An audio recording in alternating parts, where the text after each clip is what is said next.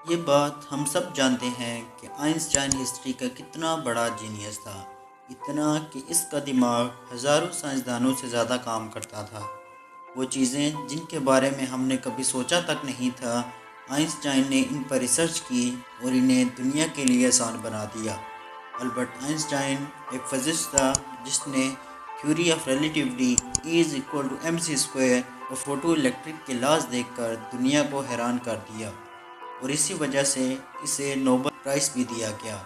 اس کی غیر معمولی سوچ اور سمجھ بوجھ کی طاقت کو دیکھتے ہوئے لوگوں کا ماننا تھا کہ آئنسٹائن کا دماغ ایک عام انسان سے بالکل مختلف ہے۔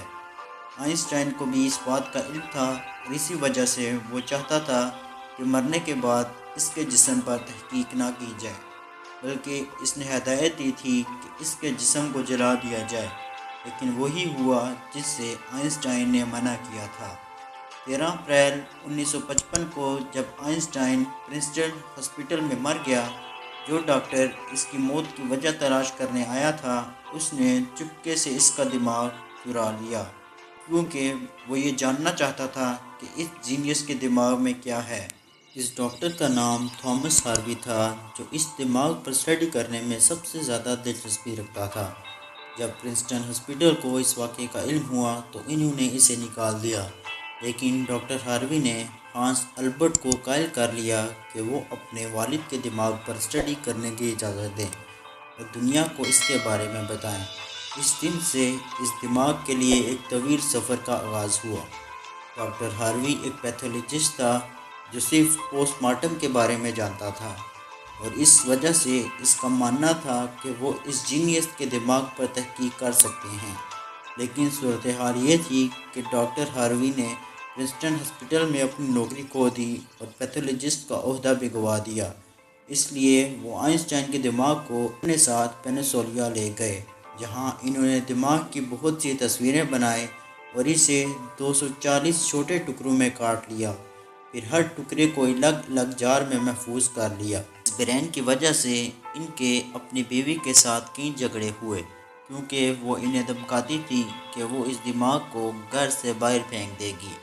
جھگڑے آخر کار ڈیورس تک پہنچے اور ڈاکٹر ہاروی دماغ کے ساتھ کینسس کے شہر وچٹا چلے گئے، جہاں انہوں نے میڈیکل سپروائزر کے طور پر کام شروع کیا۔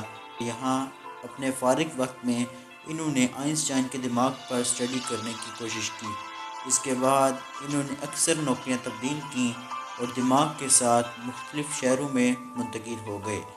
کئی سالوں تک ڈاکٹر ہاروی آئنسٹائن کے دماغ پر کوئی ٹھوس تحقیق نہ کر سکے۔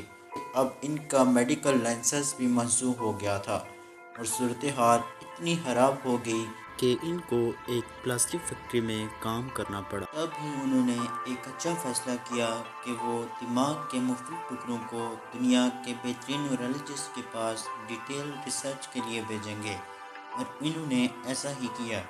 1955 میں جب برین چوری ہوا، اس کے 3 سال بعد یعنی 1985 میں آئنسٹائن کے دماغ پر ریسرچ شائع ہوئی۔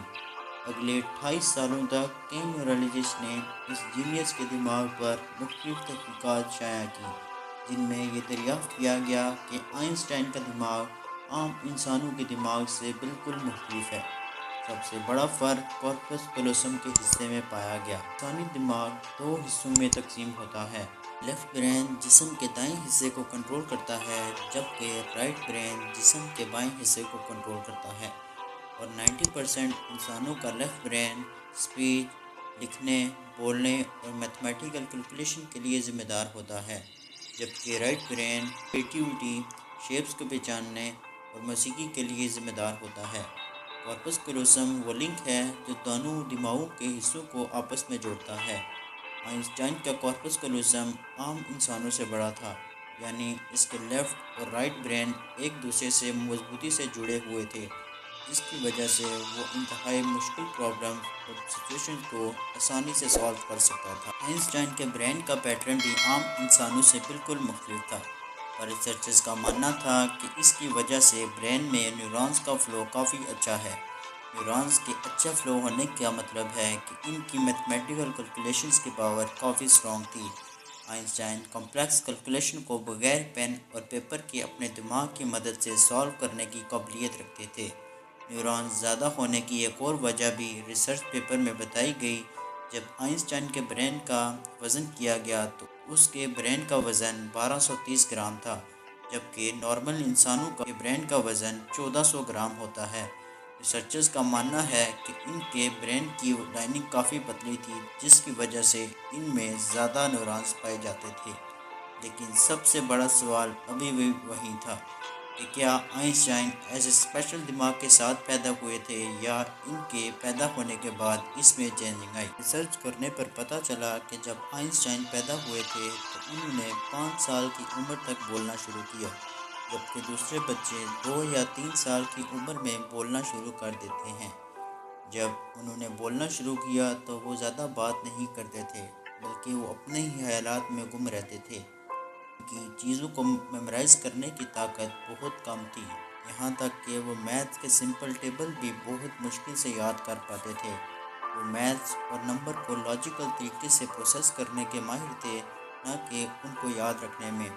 اسکول میں وہ ہر سبجیکٹ میں فیل ہوتے، مگر میتھ اور سائنس کو چھوڑ کر۔ جب آئنسٹائن 12 سال کے تھے تو ایک فیملی ٹیچر نے اپنی جیومیٹری کی کتاب آئنسٹائن کے گھر چھوڑ دی، جسے اس نے ایک دن میں پڑھا اور جیومیٹری کے تمام کنسیپٹس کلیئر کر لیے۔ 14 سال کی عمر میں اس نے انٹیگرل اور ڈفرینشیل کیلکولس میں مہارت حاصل کر لی۔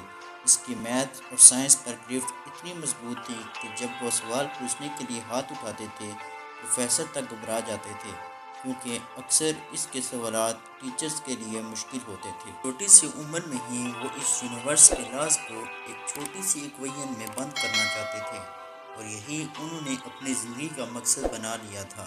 26 سال کی عمر میں آئنسٹائن نے 4 ریسرچ پیپرز پبلش کر کے پوری دنیا کو حیران کر ڈالا، اور اسی وجہ سے ان کو پی ایچ ڈی کی ڈگری اور ہیومینٹی کے لیے اعلیٰ کردار ادا کرنے کی صورت میں نوبل پرائز سے بھی نوازا گیا۔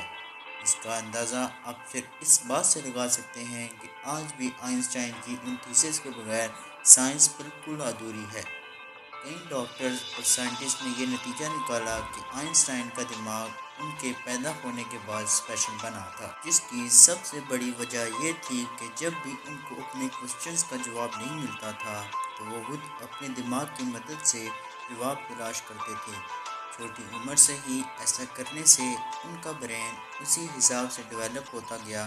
آج بھی آئنسٹائن کا برین امریکہ میں واقع دی مٹر میوزیم میں موجود ہے، جس کو بڑی حفاظت سے مائکروسکوپی فلمز میں پرزرو کر کے رکھا گیا ہے۔ امید ہے کہ آپ کو اونلی ریئلٹی ٹی وی کی یہ ویڈیو بھی بہت پسند آئی ہوگی۔ آپ کے پیار بھرے کمنٹس کا بے حد شکریہ۔ ملتے ہیں ایسے ہی اگلی شاندار ویڈیو میں۔